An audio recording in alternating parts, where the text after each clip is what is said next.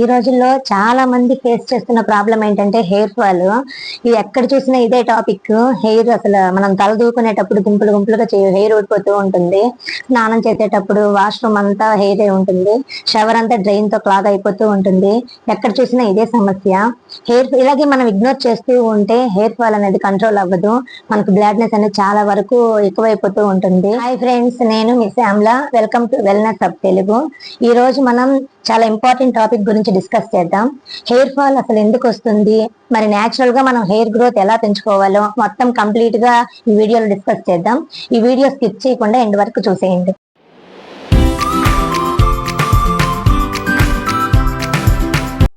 First hair fall ఎందుకు వస్తుందో discuss చేద్దాం. హెయిర్ ఫాల్ కి ఒక్క రీజన్ ఉండదండి, చాలా రీజన్స్ ఉంటాయి హెయిర్ ఫాల్ కావడానికి. న్యూట్రిషన్ డెఫిషియన్సీ ఉంటుంది, స్ట్రెస్, టెన్షన్, తర్వాత హార్మోనల్ చేంజెస్, తర్వాత డాండ్రఫ్, స్కాల్ప్ ఇష్యూస్, తర్వాత రాంగ్ హెయిర్ కేర్ వాడడం, ఇవన్నీ చాలా ప్రాబ్లమ్స్ ఉంటాయి.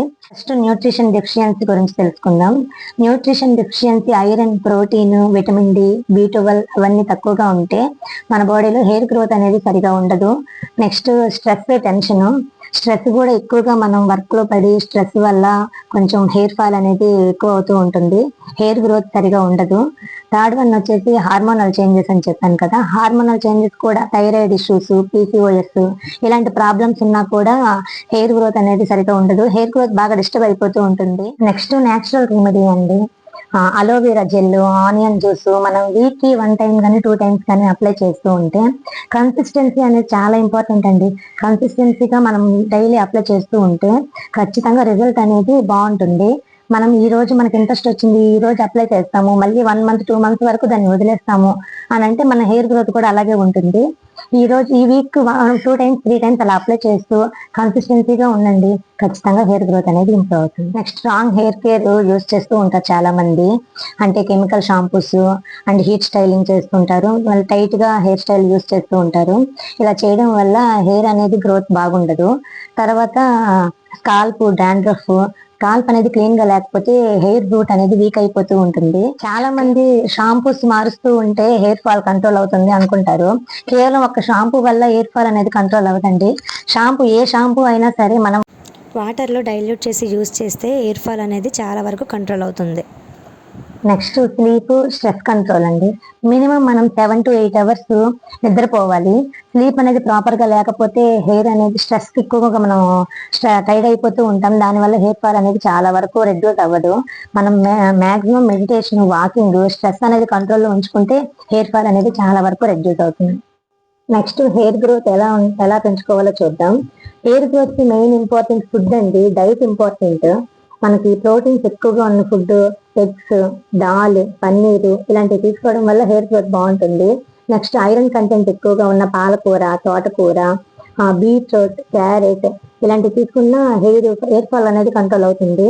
Next nuts, seeds, flax seeds, almonds ఇలాంటివి ఉంటాయి కదా. మనం ఇన్సైడ్ గా హెల్దీ ఫుడ్ తీసుకుంటే అవుట్ సైడ్ అనేది హెయిర్ గ్రోత్ అనేది చాలా వరకు ఇంప్రూవ్ అవుతుంది. సెకండ్ వన్ వచ్చేసి ఆయిల్ మసాజ్ అండి. కోకోనట్ ఆయిల్, క్యాస్టర్ ఆయిల్ ఇవి వీక్ కి 2 టైమ్స్ కనుక మనం అప్లై చేస్తూ ఉంటే బాగా హెయిర్ గ్రోత్ అనేది బాగుంటుంది. బ్లడ్ సర్క్యులేషన్ బాగా ఇంప్రూవ్ అయ్యి హెయిర్ గ్రోత్ కి యూజ్ అవుతుంది. థర్డ్ వన్ వచ్చేసి ప్రాపర్ హెయిర్ వాష్ అండి. మనం వీక్ కి 2-3 టైమ్స్ హెయిర్ వాష్ చేసుకుంటూ ఉండాలి.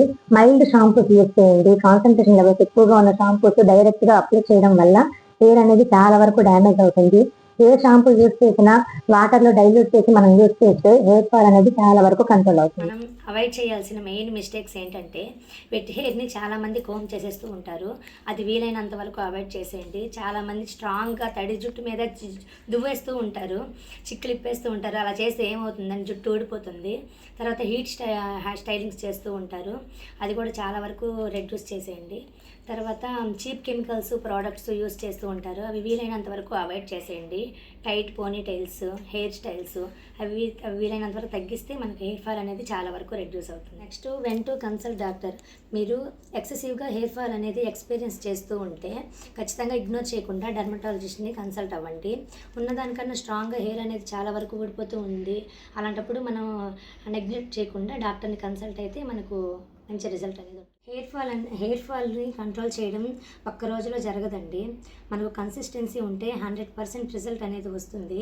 మన healthy life style and plus proper care ఉంటే స్ట్రాంగ్ హెయిర్ అనేది మన సొంతం అవుతుంది. ఈ వీడియో నచ్చితే లైక్ చేయండి అండ్ మీ ఫ్రెండ్స్తో షేర్ చేయండి. ఇలాంటి హెల్త్ వీడియోస్ కోసం మన ఛానల్ని సబ్స్క్రైబ్ చేసుకోండి. Thank you.